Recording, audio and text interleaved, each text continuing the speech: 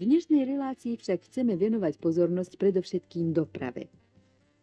Na týchto záberoch kľukatá cesta a železnica nevyzerajú najhoršie, no pre smrteľníkov používajúcich dopravu na povrchu zemskom je tatranská doprava už roky problémom, hádam, najpálčivejším. Darmo je. Čo sa 10 ročia zanedbávalo, nedá sa napraviť za niekoľko rokov. A pochopiteľne, že sa nenapraví ani do majstrovstiev sveta.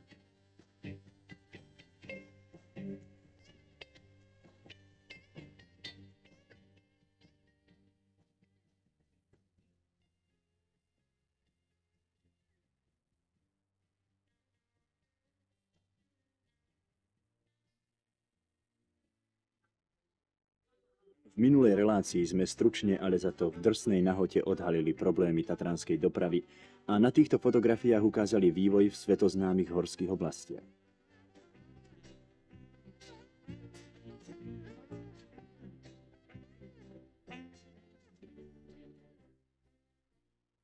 Po predchádzajúcich záberoch sú tieto, hádam, len prísilným tabakom.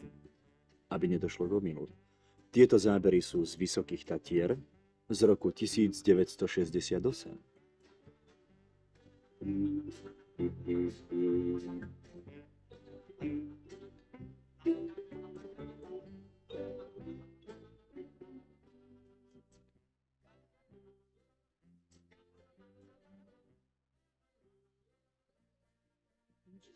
Váliť sa teda nemáme čím. Naopak, máme na čo nadávať.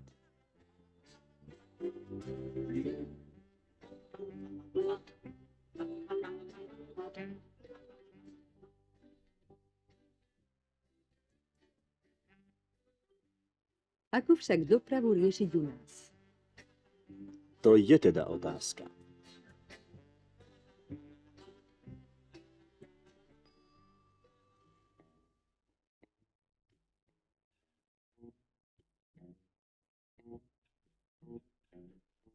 Pred 5 rokmi Východoslovenský krajský národný výbor zadal túto náročnú úlohu Štátnemu ústavu pre rajónové plánovanie v Bratislave. Po náročnej práci v konečnom štádiu dostal Východoslovenský krajský národný výbor, ktorému oblasť Vysokých Tatier patrí, odpoveď. Návrh obsahoval 3 riešenia. Prvý práve sledujete. Doprava autobusmi po rekonštrukcii ciest a doprava železnicou po rekonštrukcii trate. Riešenie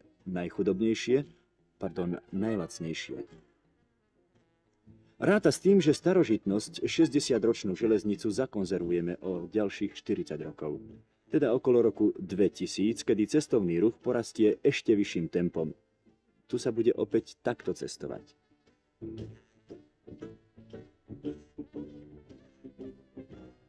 Všimnime si dnešné časy. Z Popradu do Starého Smokovca 12-kilometrovú vzdialenosť absolvuje električka za 3/4 hodiny.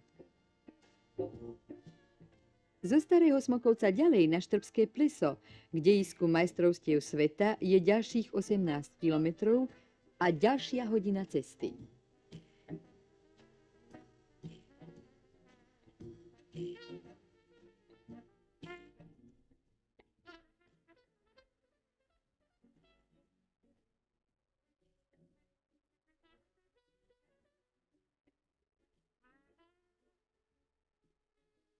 Keď sme pripravovali tieto zábery, v Tatrách napadol prvý sneh. A tým sa cestovanie ešte spomaluje. Žiaden strach. Po rekonštrukcii trate tatranskej električky sa doprava zrýchli o 1 až 3 minúty.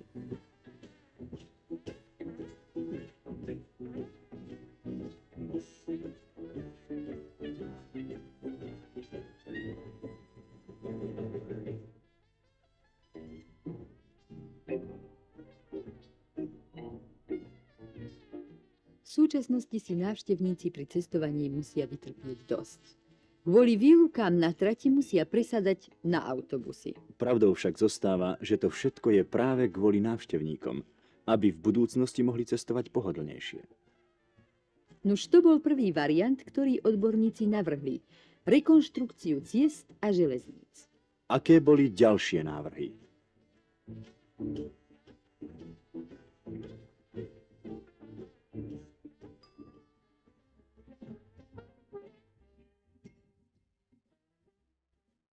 pod nami je cesta slobody. Podľa variantu číslo 2 sa mala rekonštrukcia previesť tak, že táto cesta by bola štvorprúdová. Zrušila by sa električka a hromadná doprava by prebiehala výlučne autobusmi. Návrh však odmietli ochrancovia prírody. 4 prúdy by boli vážnym zásahom do tatranskej prírody.